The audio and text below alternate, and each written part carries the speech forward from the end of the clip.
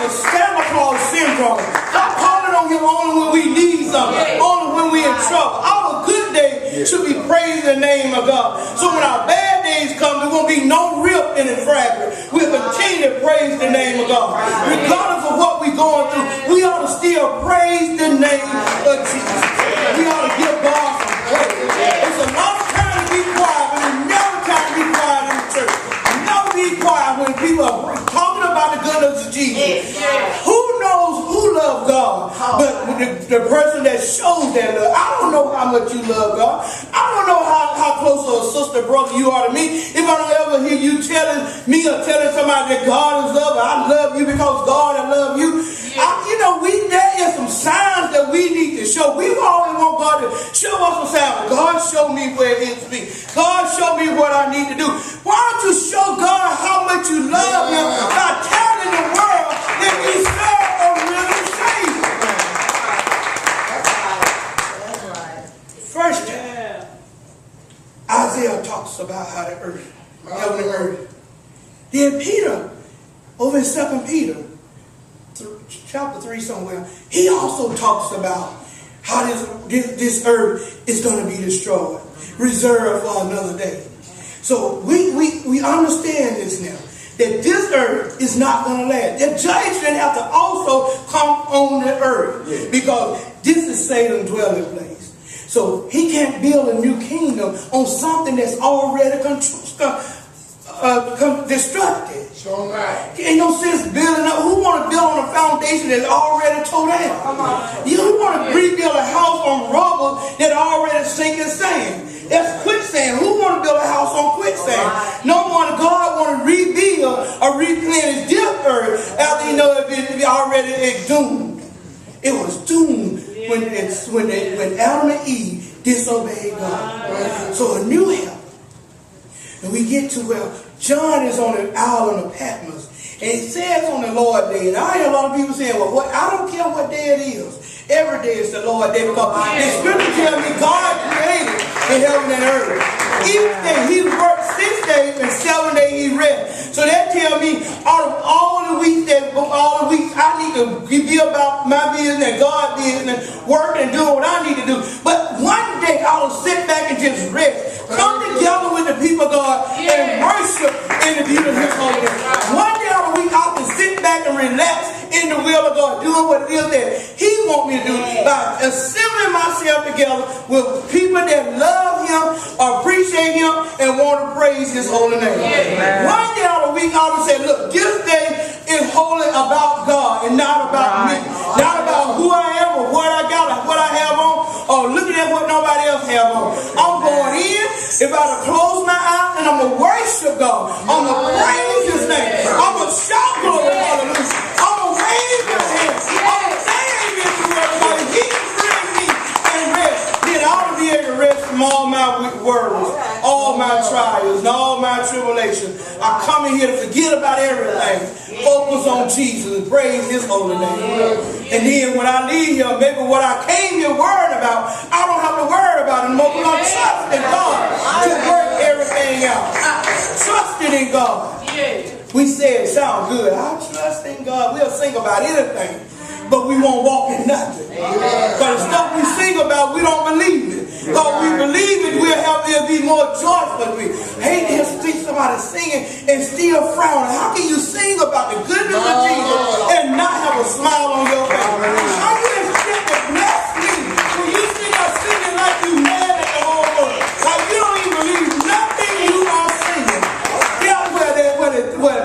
There ought to be some liberty. There ought to be some joy. You ought to be feeling free when you're worshiping and praising the name of God. When you're singing of God's goodness, there ought to be some joy down in your soul. If it ain't no, you ought to say, God, stir up the spirit that is within me. But we got John on the island. God had revealed so much to John. This is a blessing. John not there because he on vacation. He's not there because he don't want to get away from the people. You got to understand that John is in prison. He's a prisoner on the Isle of Patmos. So, and still being locked down, still a prisoner, John found time to commune with God. John found time to pray to God. Because he had to be close to God through prayer and talk with him for God to reveal the things that he had revealed to him. God revealed to him some truth that no man had ever seen. He showed him his glory. He came down, showed him coming down how he looked. He talks about the appearance of Jesus in Revelation. God, he gave him letters to give to the church at Asia Minor, 7 churches. He had to be in communication with God. He had to have had a relationship with God for God to reveal God. We don't reveal anything to people we don't trust.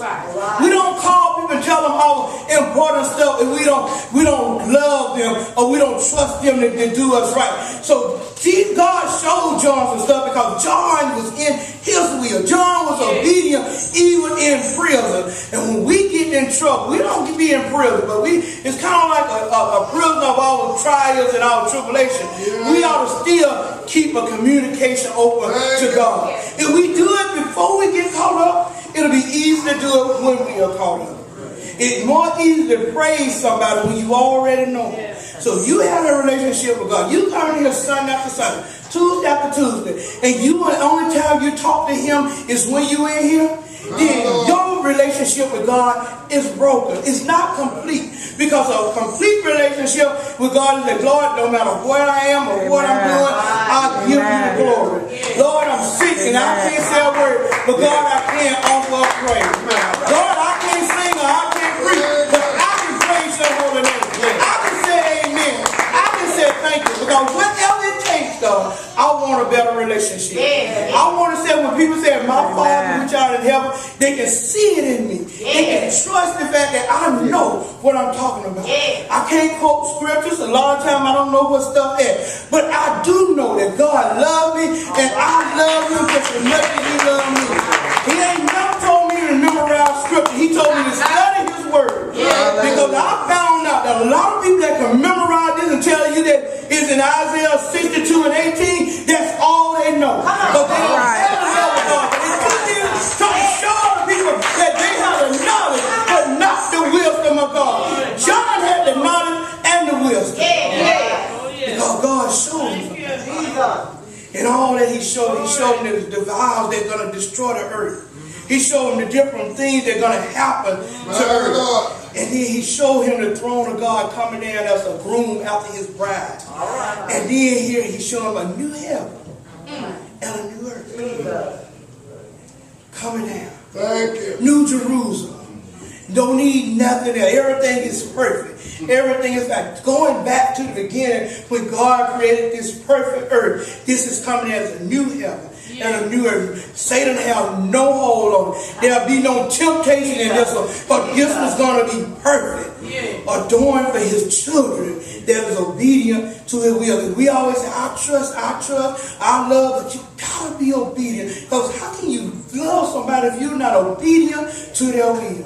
I had to trust and be obedient to my parents to love them, because when I obey them, I show it through when I love them, I show it through being obedient to their will and their way. They said, don't do this, then my love for them made me don't do that. And when God said, come in, and he inhibit our praise, then the love I have for God make me come in and praise his name so he can get the glory and he can inhibit my praise. God is going to wipe all the tears away. Why would I want to be anywhere other but in God's will?